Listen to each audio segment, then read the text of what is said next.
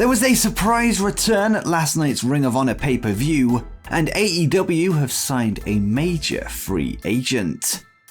But first, we have a story coming out of last night's WWE Hall of Fame ceremony where The Undertaker teased one more match. The Phenom would headline this year's class, with him being joined by Vader, Queen Sharmell, the Steiner brothers, and Shad Gaspard as the 2022 inductees. He would be introduced by WWE Chairman Vince McMahon, who would hug him as he entered the ring, followed by a standing ovation that would last several minutes. Taker would recap his rise in wrestling and WWE before thanking the fans, his fellow wrestlers, and his family. Taker would then go to leave the ring before turning to look at his infamous entrance gear, which was hanging up behind him, and he would then put on his robe and hat before saying never say never. This is a clear hint that he could be set for one more match, or is at least thinking about it. It's unknown when the match will take place or who his opponent will be, but WrestleMania will be taking place tonight and tomorrow, so it might not be long before we find out. The Dead Man's last match at this point took place at WrestleMania 36 in the midst of the pandemic era, which meant his final outing took place in front of no fans. He would defeat AJ Styles in the cinematic Boneyard match before riding off into the sunset, or the darkness in this case. Perhaps his reasoning for wanting to return could be the fact that he wants it to take place in front of a packed out arena or stadium. But who do you think The Undertaker should wrestle on his last ride?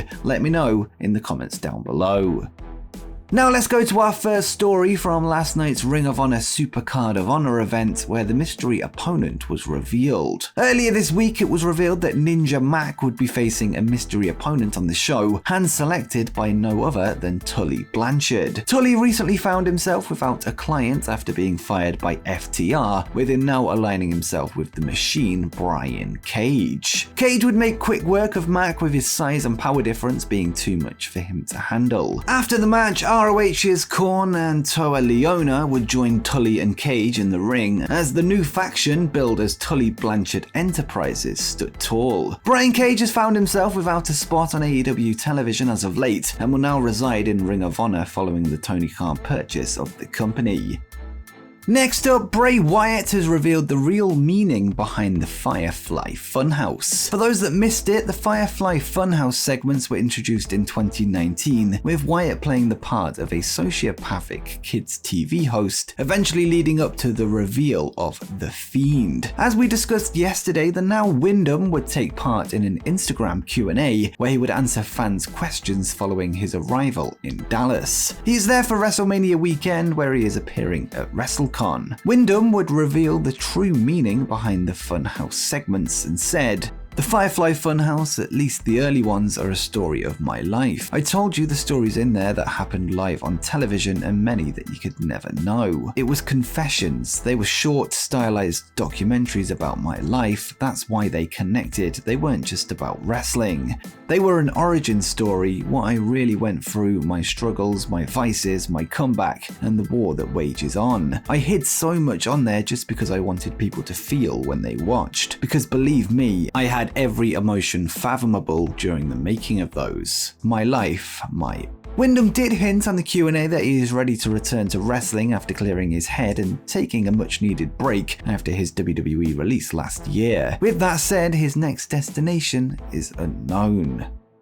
Now let's go to some more news from last night's ROH Supercard of Honor event, where new champions were crowned. The first title match of the night saw Willow battle Mercedes Martinez for the interim ROH Women's World Championship. Despite a hard-fought effort from the fan favorite Willow, Martinez would walk away with the title after making her opponent submit with a surfboard dragon sleeper. Deonna Purrazzo is still officially the ROH Women's Champion, with a title unification match likely to take place soon between the two champions, which was teased by commentary. Although Purrazzo is in Dallas for WrestleMania weekend, she was not booked for last night's Ring of Honor show. Next up was the match that saw Dem Boys take on Top Guys, as the Briscoes defended their ROH World Tag Team titles against FTR in a much anticipated tag team dream match. It's worth noting that Mark and Jay would carry the classic versions of the tag belts, rather than the newer design that they've recently been holding, adding to the prestige of the match. After what was match of the night, FTR would walk away as the new ROH Tag Champions after dropping helping Mark Briscoe with a big rig, with Dax Harwood scoring the pinfall victory. FTR now add to their long resume of title belts, including the WWE Triple Crown Tag Championships, which includes the NXT, SmackDown and Raw tags, as well as the AEW World Tag Team titles. On top of this, they are also the reigning World AAA Tag Team Champions. The next title match on the show saw Rhett Titus defend his ROH Television Championship against New Japan Pro Wrestling star Minoru Suzuki. The veteran would hit Titus with a vicious Gotch-style piledriver to pick up the pinfall win, beginning his first reign with the belt. This is also his first ever American-based championship since his career began in 1988. Next up was the match for the ROH Pure Championship, with the champion Josh Woods defending his belt against AEW up-and-comer Wheeler Yuta. Another new champion was crowned after Yuta transitioned into a unique pinfall after elbows to the shoulder, catching the crowd and the champion off guard. This will no doubt impress the leader of the Blackpool Combat Club, William Regal, with Yuta recently attempting to join up with Bryan Danielson and Jon Moxley in the group. It was then time for the main event of the evening as the two ROH World Champions would collide. The classic ROH World Champion Jonathan Gresham would take on Bandido to find out who was the undisputed champion. Bandido did have the opportunity to score the win when his new manager Chavo Guerrero dropped Gresham with the title belt, but he refused to take advantage, informing the referee of the interference, leading to Chavo being kicked out. In the end, Gresham would score a major win in the main event of the show, putting away the luchador with a Mexican-style takeover into a trapped pinfall, showing off his technical ability.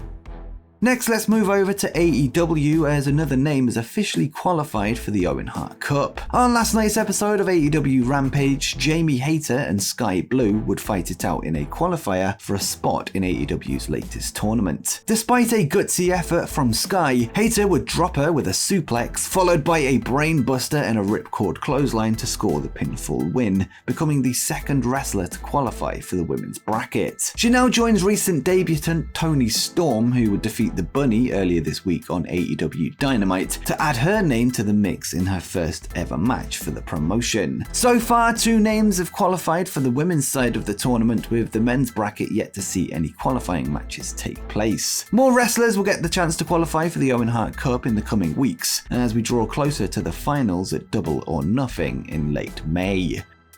Now let's get back to the FTR vs Briscoes match from Supercard of Honor, which ended with a tag team return to the company. Both the Briscoes and FTR would show respect for each other, embracing after what was a fantastic match, with hints that this could even be the end of Mark and Jay in the company. FTR would leave the ring, leaving the Briscoes to take center stage as the crowd chanted "Thank you, Briscoes." They would then be attacked from behind by the returning Young Bucks, who took them out with a flurry of super kicks. This would lead to FTR coming out to the ring with the Bucks backing down from the fight. Dax Harwood would then challenge the Young Bucks to a match right there and then, before Nick Jackson refused, instead wanting it to take place this Wednesday on AEW Dynamite. This will be the second time the two teams have met in a match, the first of which being at AEW Full Gear 2020, with the Bucks walking away as new AEW Tag Team Champions. Despite FTR now holding both the AAA and ROH tag straps, the match is at least for now a non-title bout, which could change in the coming days.